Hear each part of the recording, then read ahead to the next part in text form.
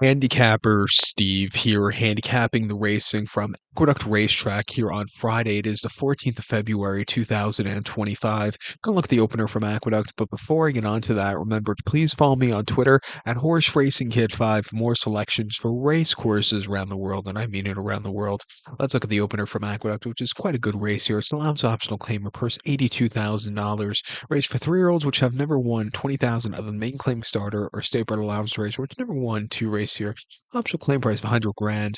We have a field of 5 horses going 1,300 meters or the distance of ground of about 6 1/2 furlongs on the Aqueduct main track. Gonna take the 4 horse I Can as a top selection. We're gonna go 4-3-1-5 in the superfecta. 4-3-1-5 super, top selection of 4 as I Can. This 3-year-old colt by preservationist Dick Dutro trains. Manny Franco gets the mount.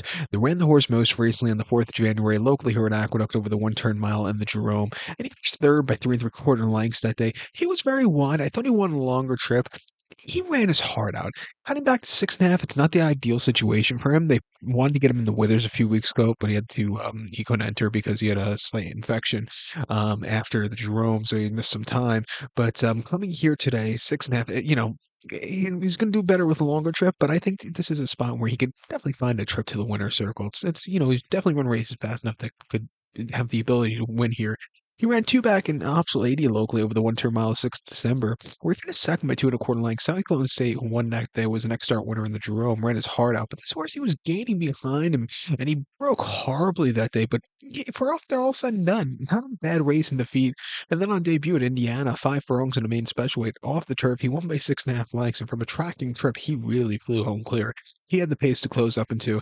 His only subpar race was where he ran on debut at Churchill, going 6 furlongs in the main special weight, where he was ranked. He didn't get out of the gate so clearly, and he was done early. It just wasn't his day to win. But since then, he's trained quite nicely, or run quite nicely. He's been training quite nicely also. Refreshing here, I think he could win. The 3 horse T crafts for Belmont, Jose Lascano, I think could win also. Ran about 5 weeks ago locally over the 6 in the main special weight. Took him 6 times to break the main, but he finally did by a nose. He used a lot to the wire, but he got the job done after again a horrible beginning for this horse. Prior to that, he just couldn't keep the straight course of Churchill, going 3 quarters in November, which again cost him. But if you look over his races, he raced some decent horses in a short career. He actually lost. He ran in his debut behind Menti, broke the track record, and that was probably one of the better races for 2-year-olds over in the spring at Aqueduct. Came back to run against Chance McPatrick in a main stretch weight over 6.5 at Saratoga, where this horse finished second behind him, where he got caught by Chance McPatrick. And then he ran in over the Wilson Mile at Saratoga in a very tough allowance main special weight at the end of August, where he had just a disappointing fourth, where he just kind of yielded late. He had a wide trip, just wasn't getting the tough mile trip early on in his career. But coming here today at even money, I know it's not the best price. I think he can make it 2 in a row. But to recap my selection for the opener from Aqueduct, I'm going to take the 4 horse I Can. Give kudos to the 3 horse T Crafts, 4-3-1-5 Super, 4-3 in the multi race. So good luck to all. Please follow me on Twitter at Horse Racing Kid 5. Good luck, everybody.